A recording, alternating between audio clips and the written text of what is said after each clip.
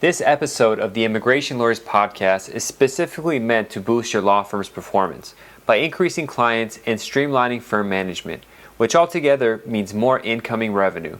I am speaking with Michael Chasin, a JD MBA and founder of several tech companies focused on law firm marketing and management. The interview is shorter than my regular conversations, but I am sure that you will gain at least one piece of helpful knowledge after listening. I hope you enjoyed this episode. Welcome to the Immigration Lawyers Podcast. For more information about the program, please visit www.immigrationlawyerspodcast.com. Please note that this recording is informational only and does not constitute legal advice. Please consult an immigration attorney for specific information related to your case.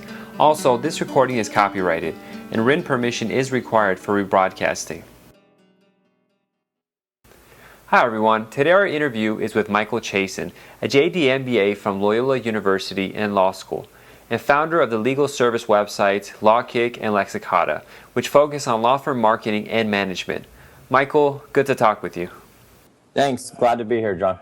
Thanks a lot. Well, Michael, why don't you just dive into it? Let me know more about your background.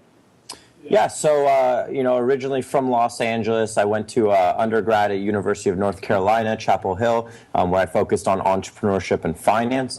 Ended up kind of right at the end of at the '08, where the market crashed. A lot of jobs kind of went crazy, and ended up coming back to LA, taking a year off because I had started a business and sold it off and kind of had some money laying around. So I traveled, ended up going to law school, decided I wanted to do the JD MBA. And then about 2 years into my law and MBA education, I decided that law wasn't really exactly what I wanted to do. I really loved the aspects of law. I loved the education. I loved the subject matter, but the actual practice of law I didn't really love. So I met a friend of mine who I played basketball with at Loyola, Aaron George, and we ended up deciding to start a company. The first company was Lawkick, and that was started about three and a half years ago or so.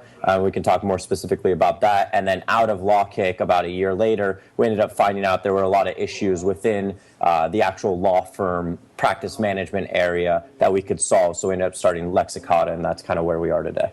Now, going back a little bit, were there any particular stuff that turned you off from the actual practice of law? I think, I was always entrepreneurial spirit. I'd started a number of different, not companies, but I call them more businesses. And basically what I loved about them was I didn't have a boss. I got to be creative, and I got to, drive myself. And with law, it's kind of frustrating because, you can start your own practice and be your own boss, but you have so many clients which acts as your boss. You usually have a partner or something who acts as your boss, and then above and beyond that, if you're doing litigation, you have the judge, which is the ultimate boss within itself. So I just felt a little bit restricted. I felt there wasn't a lot of creativity, and I just felt in general that I was kind of being held back by the practice. So that's part of the reason I did the MBA, and part of the reason I wanted to go off on my own. I feel you on that. I started my own practice because I didn't want to have bosses around, and I do immigration, so I deal with the immigration department, which has some control over the decisions, but it's not a guy in a robe telling me what to do. And I pick and choose my clients, the ones that I can. Now you have a million bosses, then. Yeah, but I pick them so I know that people are more down to earth, and that's a good thing about running your own firm is you can choose your clients, and that's what makes life peaceful to me. I don't want anyone telling me what to do other than me doing the responsibilities that's expected. As long as I do that, I'm good. Now, what did you see in law firm marketing that led to the creation of Lawkick? Or if you could describe Lawkick first, and then what led to the thought process that led to Lawkick? Yeah, so Lawkick is a marketplace to connect lawyers and clients together. So it's not exactly a novel concept. There's been lead generation businesses out there for dozens of years. Selling leads to lawyers, whether it's lists or whether it's direct leads. But basically the problem that I saw is that I had all these friends that were graduating law school, and none of them were finding work. So they went out on their own and were trying to get their own clients, but they were having a really hard time finding clients. And I was kind of really outward, especially with entrepreneurship and my JD MBA, that a lot of people knew I was going to law school, and I would often get questions, from friends who weren't lawyers saying, hey, can you hook me up with a lawyer? Can you set me up with someone who does this, that, and the other? And I kept thinking to myself, what is going on here? I have all these friends that can't find lawyers, and I have all these lawyer friends who can't find clients. Why is it so why is it so sparse and so spread out that people are having a hard time connecting? So I figured, taking something like an Airbnb or an Odesk or one of these online marketplaces and bringing the law firm element to it, I thought could solve the problem. Little did I know the issues that I would encounter along the way when it comes to the business model and the ability to share fees and take contingencies and stuff like that with law firms and lawyers. But that being said, that was the big problem that I was trying to solve, is how does a lawyer find a client and how does a client find a lawyer? And it should be easier than it is right now. And that's kind of what we were aiming to solve originally. Now, how hard was it getting lawyers to sign up for the site or just register? So surprisingly, I thought that would be harder than it was. It was actually pretty easy. When it comes down to it, it's pretty easy to hand free clients to people. They're usually pretty open to that concept. The concept within itself was a little bit more difficult to get people to buy into, hey, I'm willing to drop a request for proposal, kind of like a bid or a fee estimate without meeting someone or without talking to them first. That's definitely the biggest hurdle that we got, was I don't have enough information to make an educated guess. And then what we basically did was we created online intake forms through our website that a client could fill out a few basic questions so that way a lawyer can give a better estimate of fees. And you'll know, and kind of spoiling the end of the story, that's kind of where we got the idea for Lexicata, which we'll talk about a little bit later on. But we basically found out that a lot of lawyers had a really tough time collecting information from their clients, so doing it online made it a little bit easier. I can testify that Lexicata has helped that process a lot. It saved me. We'll get into the intake aspect of how much of a time saver it is to have a centralized location with all that information online. Now, what kind of techniques have you seen lawyers use successfully in the online marketing arena? So I think, the most frustrating thing about law school is when you would ask a question in class and then the teacher would say, it depends. But unfortunately, that's kind of the answer with everything, is the best marketing for lawyers is going to depend on what practice they're in, where they're located, how much competition they have, what kind of practice they want to drive, and what kind of systems and processes they have around their firm.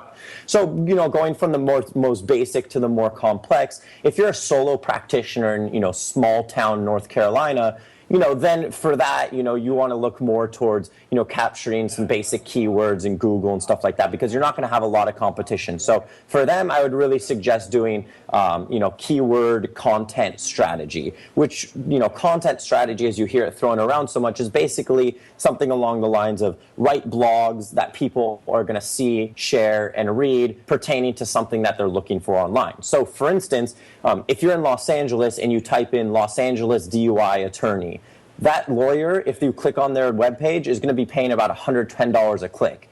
Normally, that's not the same around the whole country because there's not as much competition. So, for instance, if you're small town North Carolina and you say you maybe, let's say Concord, North Carolina, a town with only maybe a few thousand people, to get that keyword, you not only don't probably have to pay for it, and if you do, it's only a couple of dollars a click, but you could probably get that keyword towards the top, what they say organically or naturally, by writing a blog such as, DUIs in Concord, North Carolina, do you need a lawyer, right? Something like that. So you're getting those keywords. So content strategy is huge.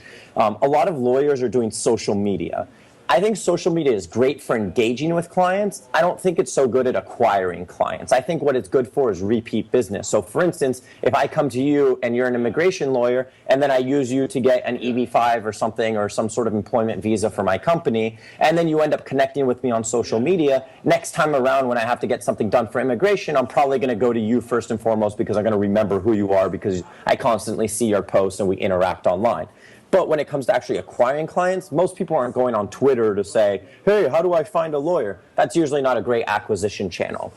Most of the time, the best way for a lawyer starting out or someone trying to build their online presence, the easiest and cheapest way is to look at the marketplace models. So there's a bunch of them. Lawkick was one of the first three, kind of like traditional marketplaces to really kind of take off over the last couple of years. Lawkick, Up Counsel, and Law Dingo were the three big ones to start. And a lot of them are free, some of them aren't. But then there's other things like Priority Legal, Law Gives, and a bunch of other ones that I can go on and on about that give free profiles, especially something like an Avo. You can make a free profile. What that really does is help build your online presence. And building online presence is what I can go to akin to a spider web, right? If you only have one line pushing out from each side of the web, it's pretty easy to break and it's not that powerful. But if you have 100 or 200 little spider, threads making into a giant web, the more powerful it is, where even if one breaks, it's still standing.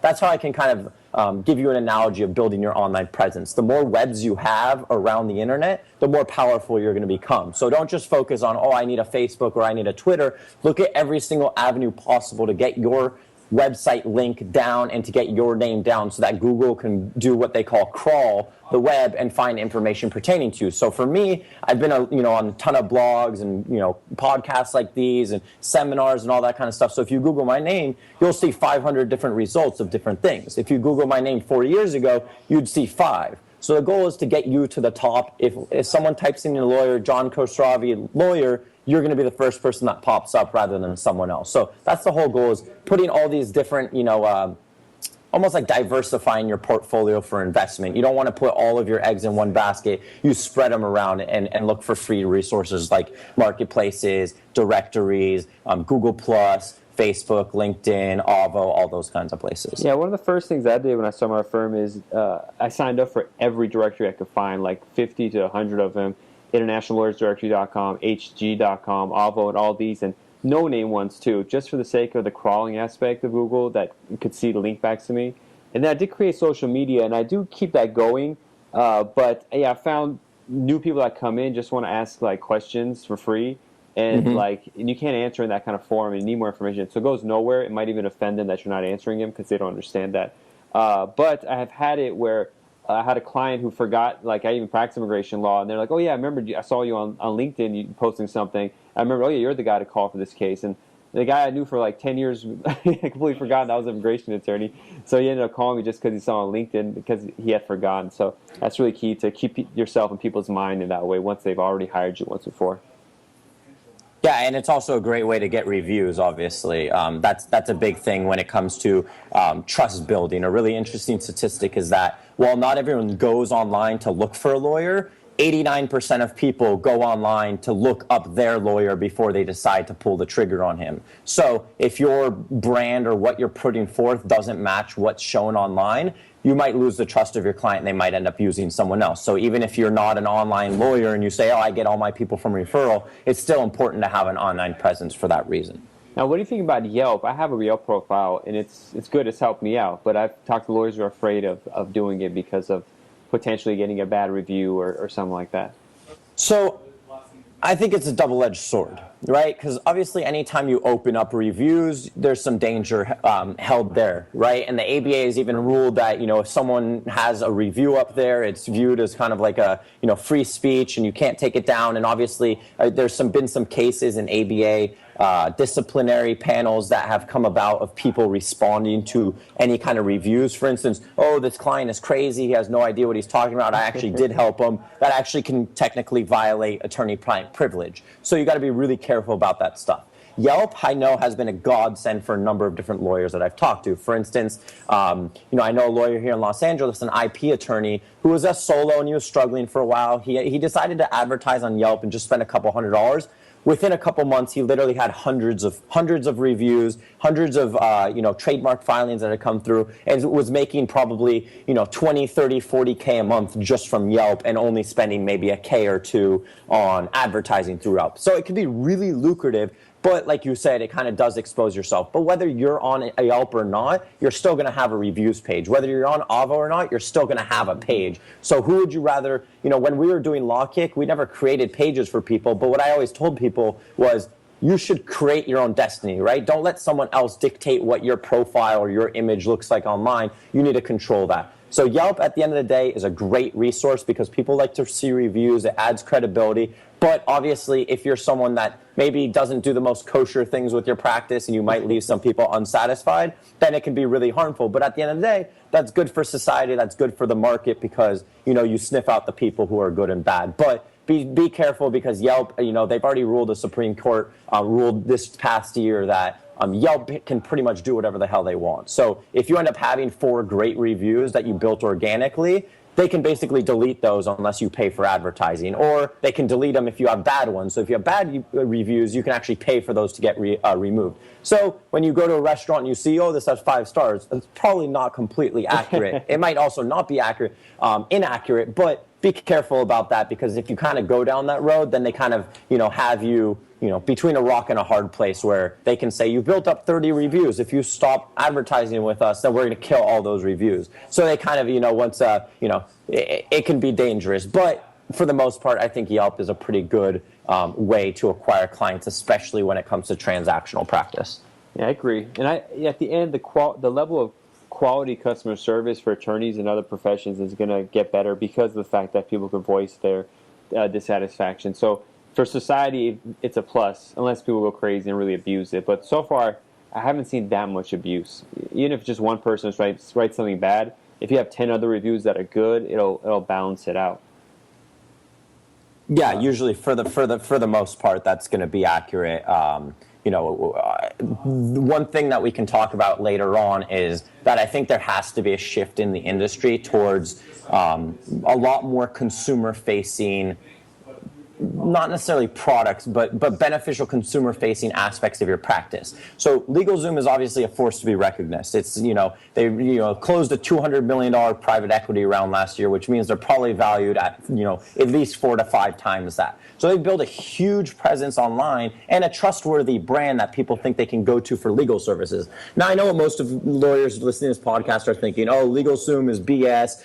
They take jobs away. They don't really do good legal work. They end up putting the client in worse situation than they were when they started. And I agree. For the most part, that might be true. But what LegalZoom does do that's amazing is customer service. And that's always what I kind of do. I'm about to write a blog this coming week on, pretty much titled Why the Modern Day Law Firm Has to Act Like a Spa. Right? You're like, when you walk into a law office, how much are you paying, right? You're charging thousands of dollars for immigration. They shouldn't come into your office in a crappy little office and, hot with no air conditioning. They leave with nothing but, a piece of paper that says something was filed.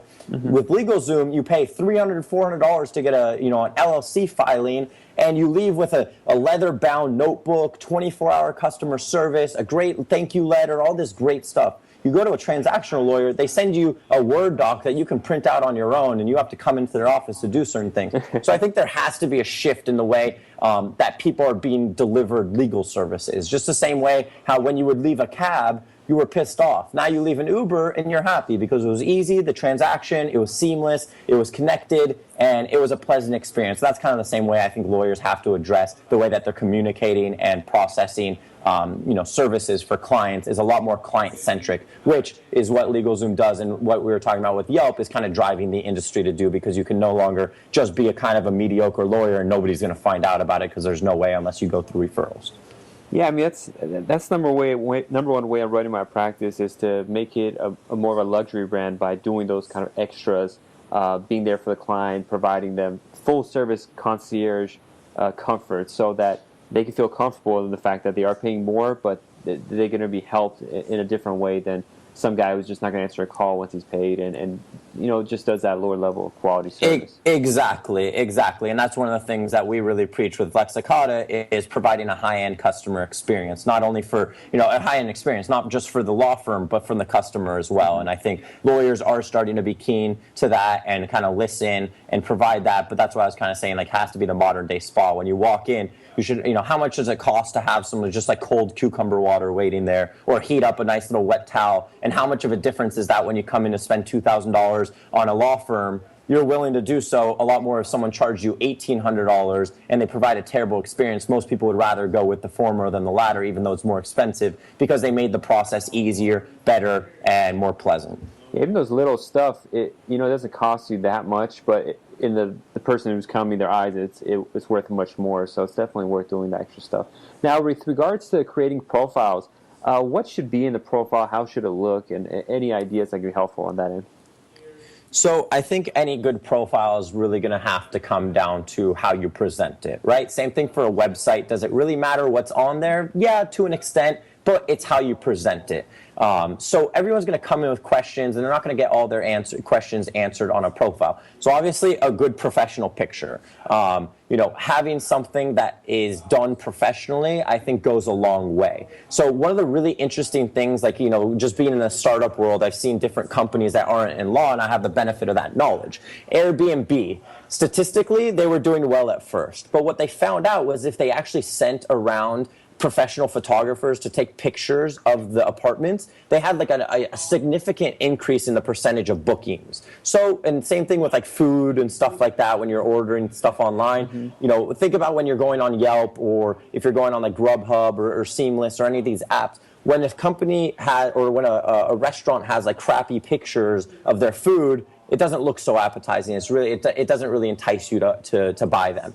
And while obviously you're not eating or buying the lawyer to eat, you still obviously, it comes down to professionalism and how they appear to you. And there's a significant studies when it comes down to that kind of stuff and how that affects the brain and how it affects the decision-making capabilities. So first thing is a really professional picture. The second thing I would definitely list is education. That's something that you're going to have as a lawyer, as not necessarily an advantage against one another, because everyone else has a law degree that you're competing against, but it has an advantage over the person. So it's a way to differentiate yourself and them to look at you as an authority figure.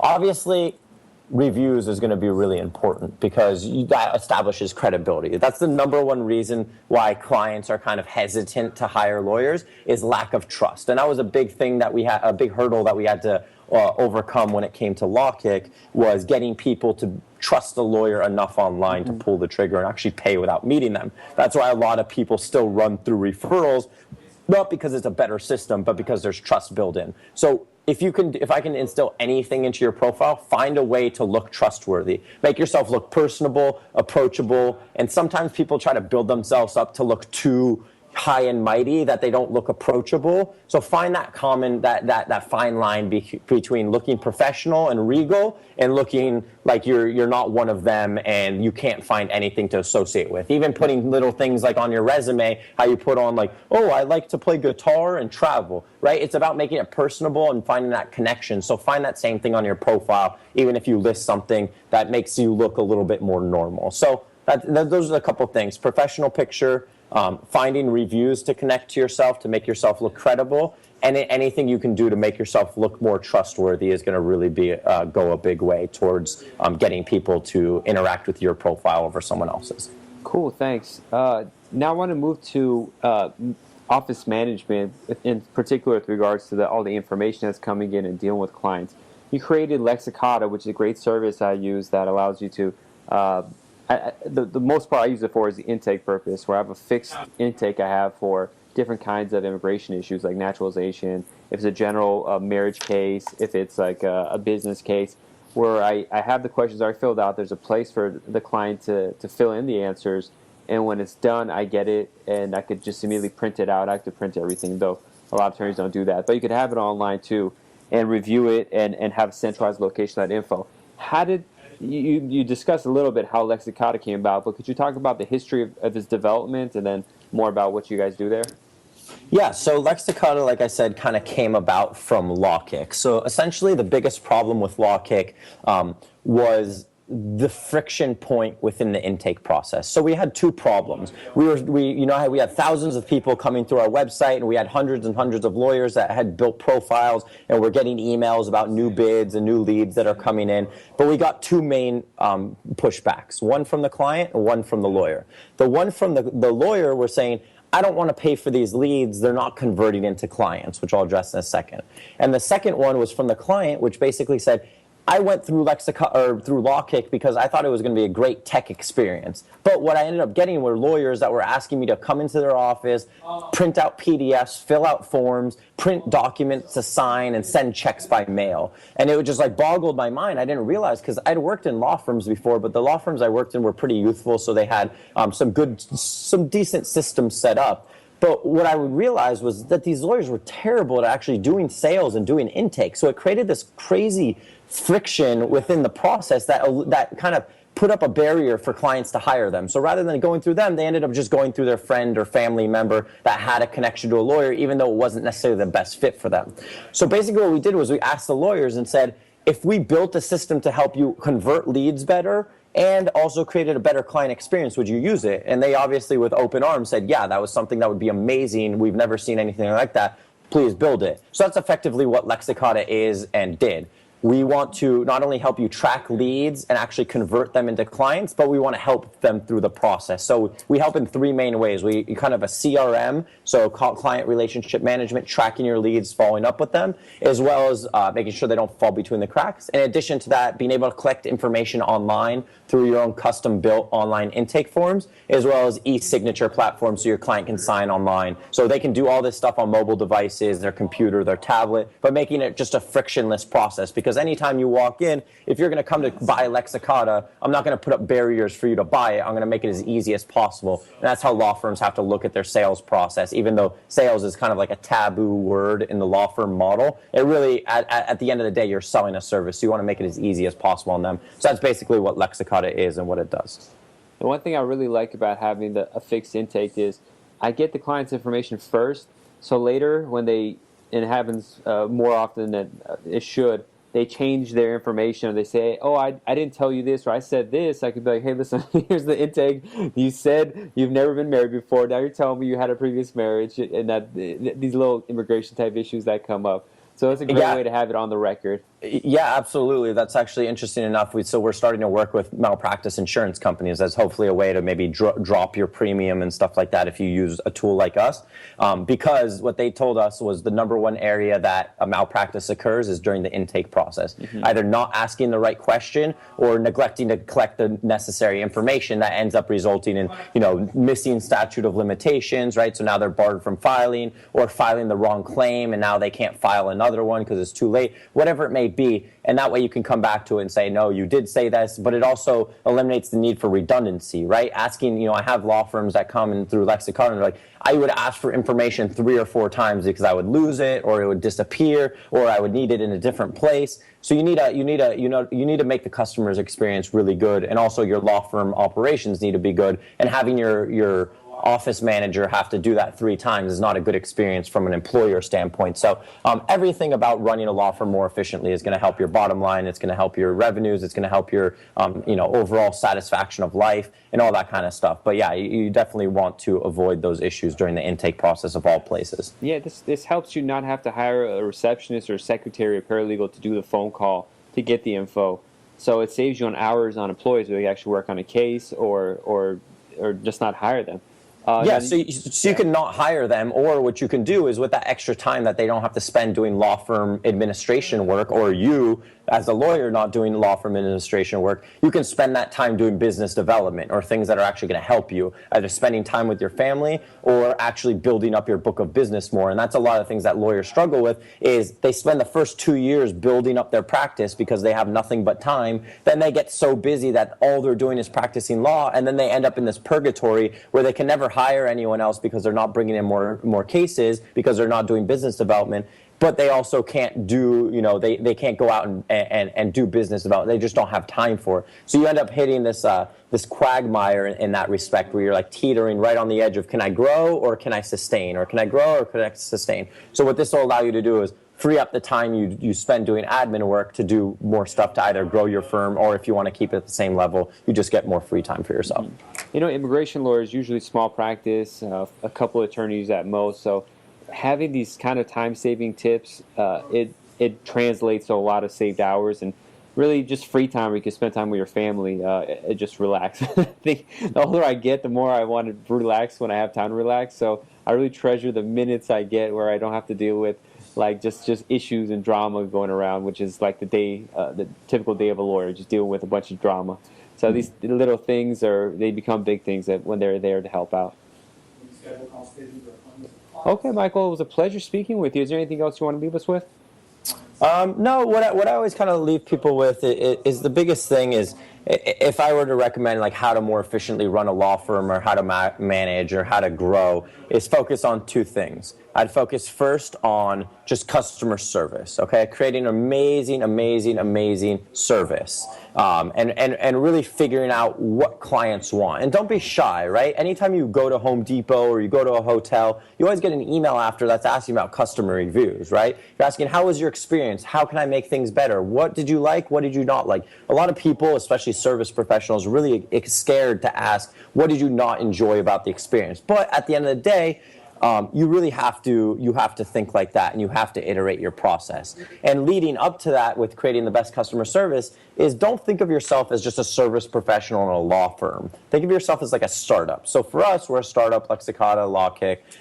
Anytime a client comes through, after they've paid and started their subscription, I don't just leave for a year until it's ready to come back and renew. I send them an email after 2 weeks. Hey, how are things going? I wanted to check in. How can we make your experience any better? It's like a concierge or someone calling up to your hotel room and saying, hey, how's the temperature? Can we do anything to make your stay more comfortable? Think like a startup and always iterate your process. Whatever you're doing now should probably not be what you're doing in 6 months from now. So you need to figure out to get better and better every single day. The same way LegalZoom is getting better, their website's changing, their customer service is changing, their process is changing. So think like a startup rather than a service professional.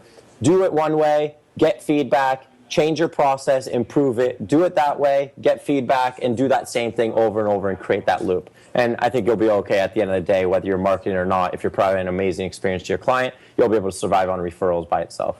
Yeah, actually one of my intakes through Lexicata is customer service post-completion of case, like intake that I send out. And it's really short. I just took, I found a bunch of other customer service intakes from other people on the internet, mixed and matched and took the ones I want and put them in intake, and I send that out for every case just to catch any issues I have. And like I had a client who said, your website was hard to read in certain parts, and because I read it so many times, it was not fresh in my head, so I couldn't catch it. But when he told me, it was an easy thing for me to just retype some copy and some content to make it easier to understand for people, to find my phone number and my email and that kind of stuff.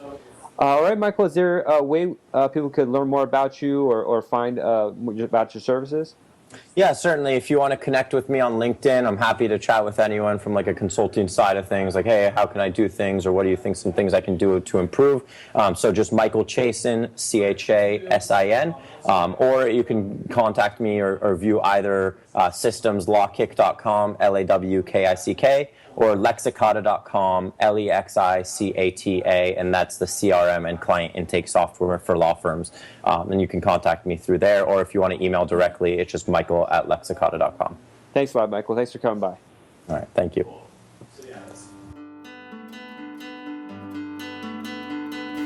Thank you for listening. To learn more about this program, please visit www.immigrationlawyerspodcast.com. Also, attorneys can visit www.immigrationlawyerslistserv.com to learn more about special listservs for immigration lawyers that provide forums to discuss professional questions and issues and exchange information with other practitioners from across the globe.